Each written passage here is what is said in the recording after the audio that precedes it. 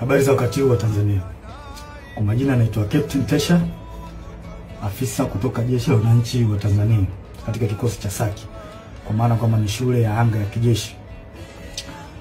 Awali ya yote napenda kumshukuru Mwenyezi Mungu, muumba mbingu na nchi, kwa kunipa uhai na afya mpaka muda huu ambapo nazungumza nanyi wa Tanzania wenzangu. Nikiwa na maumivu makubwa sana moyoni juu haya yanaendelea katika nchi yetu. Nimejaribu kutafakari sana mpaka muda mwingine kufikia kumshirikisha Mungu kwamba nikiwa naiona hatari kubwa sana ambayo ipo mbele yetu kama taifa. Haikuwa rahisi hata kidogo kwangu mpaka leo hii wa Tanzania kuniona nikiwa mbele yenu naongea haya mambo. Haikuwa rahisi kwa sababu nazijua taratibu zetu za kijeshi jinsi zilivyokuwa ngumu, hasa kwa mambo kama haya. Haikuwa rahisi hata kidogo kutafakari mpaka kuamua kufanya hiki. Kwa maana hiyo sasa, nikiwa naifahamu hatari hiyo iliyopo mbele yangu juu ya hichi ninachokifanya kwenye utaratibu wetu, desturi zetu, pia katika mambo mengine, sitojali hizo hatari kwa namna yoyote.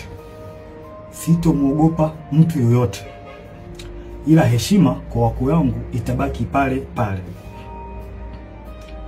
Hivyo basi nimeweza kuandika barua kwenda kwa wakuu wangu wa kazi, kwa maana kwamba CDF na wengine, kueleza kwamba siridhishwi kabisa kwa yanayoendelea nchini na naiona hatari kubwa sana katika taifa letu.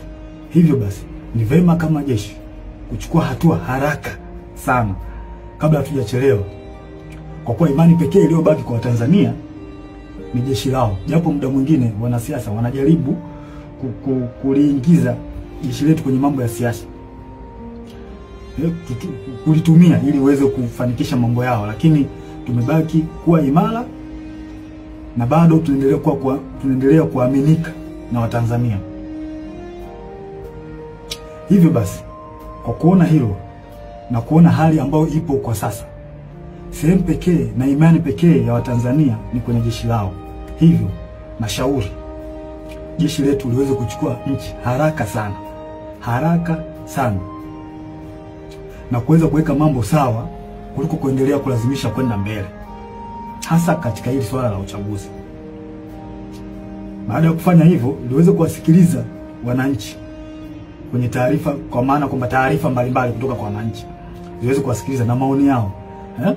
Wanasiasa wazalendo waweze kusikilizwa nao, wenye uchungu na taifa hili wapo, wanajulikana. Mfano, kuna huyu mzee wetu mzuri kabisa, huyu Warioba, mzee mzuri sana huyu, na sijui kwa nini wanampuuza.